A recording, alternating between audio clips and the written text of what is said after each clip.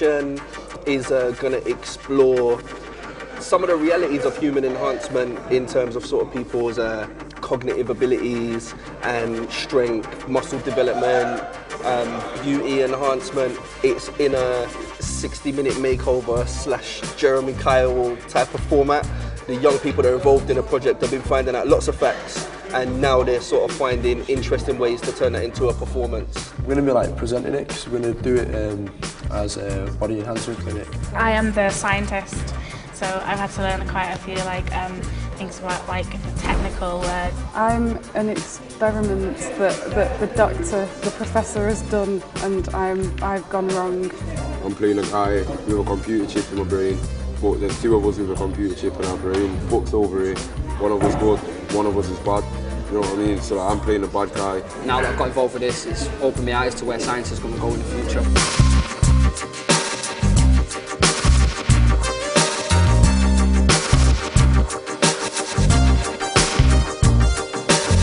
When I first came, I was really nervous. I've never done anything like this before. I had a couple of different talks from different people coming out and explaining about it. And then from that, we wanted to make a performance to basically just go into the issues that we've addressed.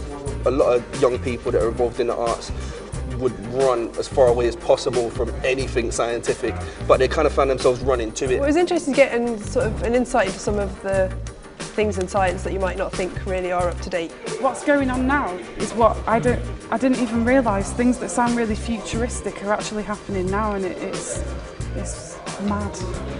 The amount of things that I've learned is ridiculous. It's been sick, man. It's been next level. It's been weird. I started off proper thinking it's not possible to do what I do and mix it with this, but we're doing all right now. I've got more to talk about with my dad now because he's a scientist, and for a long time I've just been like, I don't understand. I thought that, well, when I finished science at school, I would never have to think about it again, but it's actually completely all around us all the time. Never thought I would be delving into science again.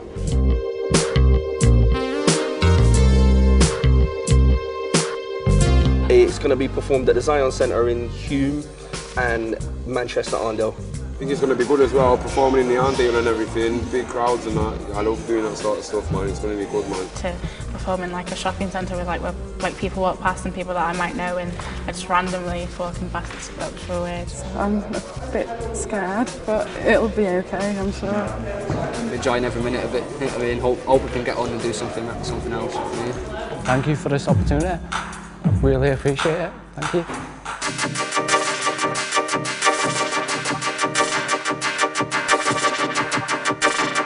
I'm very excited to be joining you tonight, and I'm looking forward to travelling with you on a journey through possibility, exploring where imagination and technology might take us. We're already part of an enhancement culture. So the moment that you wake up in the morning, you are brought into this enhancement culture by the very fact that your alarm clock is supplementing your body clock, forcing you to wake up. It's the start of your participation in this enhancement culture. I have a small chip implanted just in my hand, which allows me to go up to the door of my laboratory and just wave my hand in front of it, and the door will open because it knows it's me. We've now just got a few minutes for you to, if you have any questions for Andy or if you have any comments, just to respond to what you've seen in the first presentation. Let's say engineering people to be free from disease or any kind of health vulnerability. That might be at one end of the scale where we think that sounds like a pretty good idea. If we could possibly do that, we probably couldn't. But if we could, that sounds something that most people would see, at least in keeping with what medicine tends to do generally. Do you not think that in an overpopulated world that it's necessary for people to die, that it's not probably the best off in the whole world if people are living to a much longer time? Do you know what I mean? Yeah, I do. I think, so my response to that is sort of two-part. One is that I don't think we live in an overpopulated world. I think we live in a world that is unable to distribute its resources adequately to provide for the great number of people that are here. Living forever, I think, is a very different category, but still not something that we can easily reject, because if you are 40 years old, 60 years old, 80-year-old, your answer to this might change significantly. But how do you impose on somebody that has the potential to live forever the obligation to end their life? Tonight's performance of Seeking Perfection follows the journey of some young people as they go to the enhancement store and choose for themselves what enhancement they would like. Hello there. I just would like to thank everyone for coming down today and say good afternoon, ladies and gentlemen, and welcome to today's demonstration, brought to you by us, the scientists here at Seeking Perfection Body and Mind Enhancement Clinic. Did you know that 88% of the UK's population are unhappy with both their physical and mental state? The scientists here at Seeking Perfection have pushed the limits of science and have a number of cutting-edge body enhancement packages. The most thing I was excited about was waking up after the surgery to see what the capabilities were with the chip, so. Yeah, man. Same for me, man. Just no pain, just woke up, chip in my brain, happy as a daisy, man. I had to have my arms taken off when I was about 5 years old because I have an infection and otherwise it's going to spread to the rest of my body. Are you still okay with going through with the operation? Yes. Right, so Mary's okay to go through the operation. We're going to take her back through to surgery.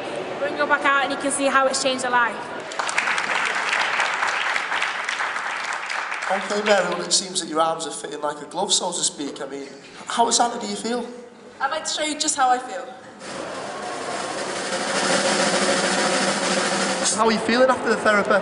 Just look at me, man, I feel great. I've never ever felt better, man. I've got my muscles, I've got everything that I've ever wanted.